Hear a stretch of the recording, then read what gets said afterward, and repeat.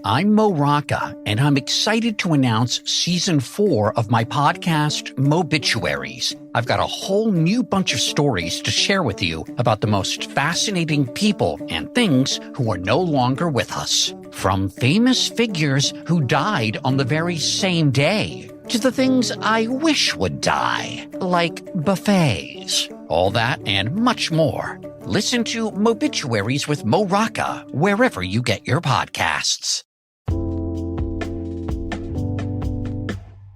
Alright, what's up, guys? Welcome to another episode of the TMossBoss Show. And in today's episode, I wanted to talk on XXXTentacion's Killers. Pretty much, they're gonna get life, alright? They're gonna get life. If they get anything... So, here's what I personally think. They're either going to get life without parole, or they're gonna get, like, an odd amount of years. How do they say? So they'll be all, 25 years to life. Meaning, after 25 years, I think that's how that works, or it's, after 25 years, you're up for parole. But if you get denied, then yeah, you're just gonna have to continue spending the rest of your life in prison. And I personally think that with all the evidence, I don't think that those guys will ever get, unless, here's the thing. I think when they get paroled, it will be when they're 80 something years old, when they can't do no harm to nobody. And they just gotta, sit around and tell interviews and do all that other extra stuff. But yeah, other than that, I personally don't think that those guys are going to be getting out anytime soon. But for those that don't really know about that whole case and what went down on that tragic day, so to just kind of give y'all a little bit of a backstory on why this case was so important to me, I was a fan of XXXTentacion. I listened to that man's music every day before I went into work. So when I had worked at that cafe in Seattle, I would listen to at least one of his songs, whether it was, I think I did have some of his songs saved on SoundCloud, but I would mainly listen because I was like, look, if I got Spotify and his music is on Spotify, it may not be all his music, but I'm going to listen to whatever is on Spotify. And yeah, no, I was listening to a lot of his music and stuff. And then, on that tragic day, June 18, 2018, yeah, I think we all, any XXXTentacion fan, you was going through it that day. That was definitely a very depressing day. And the crazy thing is I'm not related to this guy, right? I never met him, all right? I've only known about him for a short period of time. Why did this have such a big effect on me as if this was one of my closest friends? And the reason why I would say that is because he was somebody that I could relate to. When listening to his music, it was something that I can relate to. It was something that I understood. It wasn't something where it was you just listening to this music just for whatever reason. You're sitting down and you're taking that music in. That music is hitting your soul. So you got, whether it was his hype songs or his sad songs, you had that stuff hitting your soul. And then just out of nowhere, June 18, 2018, he ends up getting shot and killed in a robbery. What just happened? So I'm going to go from that day, because I've talked on that day before, and I had to say, I'm in a much more better place now where I can talk on it and stuff, but I'm going to be talking on that day, and then just, everything after that and stuff. So, yeah, June 18, 2018. So, it was just any other normal day. There wasn't nothing odd or off about that day. It was any normal day at my job, right? So, I'm getting off work, and something started feeling different after work and stuff. I remember, leaving work, and it was the vibe just, it felt different, it didn't feel like any other normal day. I had to say, that whole day up until that moment.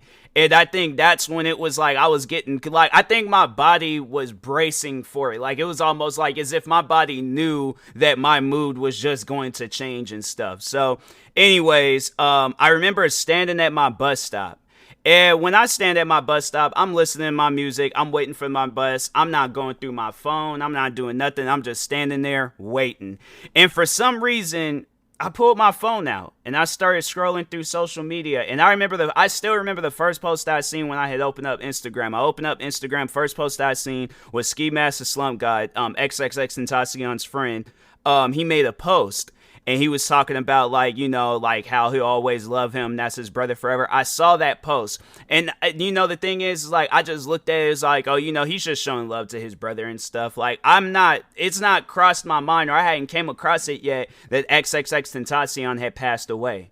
So I'm scrolling some more, and then that's when I think it was either TMZ or WorldStar, but I know WorldStar had posted TMZ's post. So it was either WorldStar or TMZ that posted that XXXTentacion was shot and killed, and then immediately my mood had changed. It had changed because it was like I listened to his music that morning. I listened to his music the other mornings. I listened to his music on my way like home. I'm saying I listened to his music all the time. That was somebody where I had to say, like, out of all of the musicians that I had really grown to know throughout the years, that was one musician where it was like, you know, I was a big fan of him. I wouldn't necessarily say that I would fanboy over him if I were to see him in person, but I think if I were to see him in person, I would have to approach him and say what's up. Like, if it's cool, but I would have to approach him and just let him know, like, man, I'm a big fan of your music, you know? So I saw that post, and I just remember immediately my mood had changed.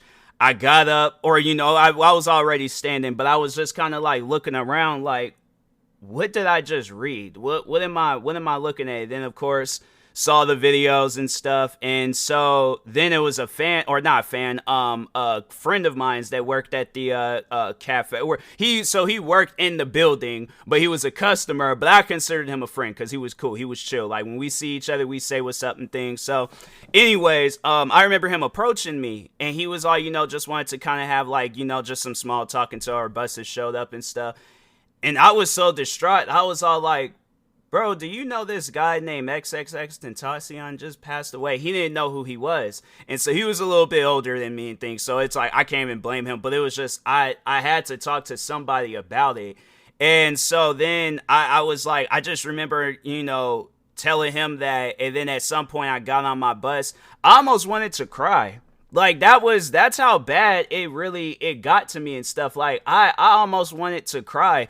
And it was such a tough thing because it was like, what's going on? Like, what? No, time out. Hold on. Wait a minute. Okay. This cannot be real. This has to be faked. It's not. And I'm trying to look for any and everything to show that it's not real, right? I'm really trying my hardest to, like, this is a joke. Like, this cannot be real. But it's like, you think about it, and then you see the video, then you're like, well, dang, I mean, like, why? You know, like this guy ain't did nothing to nobody. It was just, it really had tripped me out. And so then I remember I was walking home, and then there was this guy that lived in the neighborhood. He you know, was walking behind me. He was walking a little bit too close behind me, and so I felt like, okay, let me just go ahead and turn around and ask him. I'm like, you know who XXXTentacion is? And he was like, yeah, I heard. And I was like, it's, you know, it's crazy. Like, and that's something that's off. Like, I don't just be going around just starting conversations with random people and stuff. And I'm like, nah, it's, you know, it was off. But then I came home, and I remember just, you know, still just scrolling through social media, you know, seeing it and all that stuff, like everybody talking about it and things. And then I remember I made a video and was just, you know, letting, like, all XXXTentacion fans know, like, hey, like, this is a hard thing, and, you know, to accept and to deal with. Like, if any of you guys need anybody to talk to, I'm here for you. I made that video, posted it, I think it was the same day. And then after that, I just, was just still scrolling through social media. And I remember because my mom, she came home, and usually I'm in my room, like, working on videos or recording stuff. And I even, like, had went when she, you know, was even, like, coming into or getting out her car and stuff, and then coming into the house and things. Like, I was already greeting her outside, but then I told her about it. And she didn't really know, like, that she didn't really know him and stuff. She didn't really know him until I started, until after the fact. And so then, it was just, you know, dealing with all of that and things. And then, it was just that. And then I remember the next day, I couldn't even sleep, like, on the bus. I can't remember if I had slept that night. I think I did sleep that night. But I remember when I woke up and got on the bus, then it was like, it all started hitting me again. And yeah, I couldn't even usually I take like a nap on the bus. I couldn't even do that. Like I was just up the whole time. And then I think at that moment it was like I start thinking to myself like, I gotta start being more positive, I guess, about this situation. Like, he's gone, but his legacy is gonna, live on forever. So I'm trying to like have that run through my mind, but at the same time I'm like, he's gone though. So it's like, hold on, I'm hearing something outside. Give me a second. All right, I'm back. It was just some people. They're doing like there's these whole things that's kind of like in front of people's houses or on the side of their house, and I think they're cleaning it and stuff. So, anyways, all right, everything is good. I've been hearing noises and stuff. There was the wind woke me up this morning and scared me and things. I'm like, man, there's just way too many noises going on and stuff. But anyways, all right. But no, getting back to the this whole thing. So then I remember it was.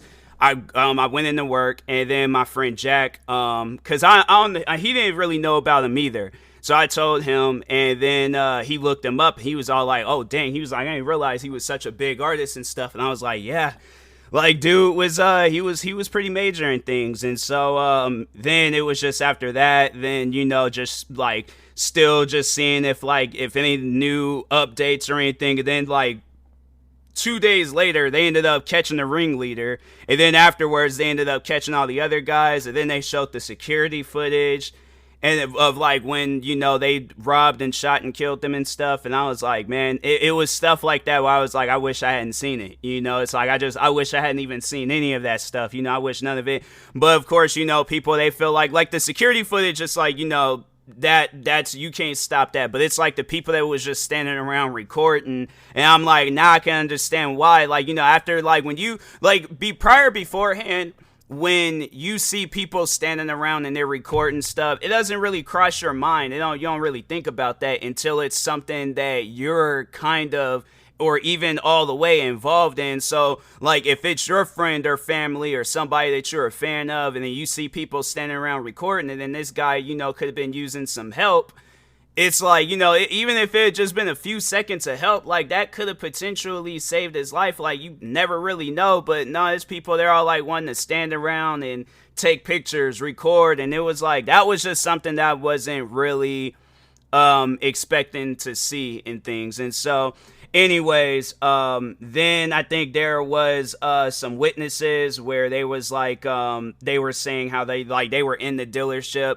And I remember there was one of the witnesses, like their account was like really blowing up. And so I think I had followed them. And then there was another person that they was like linked to. I think, I can't remember how it was like all linked together, but there was another person that was linked to the, I don't think they were I think they were one of the witnesses, but they were just going live on.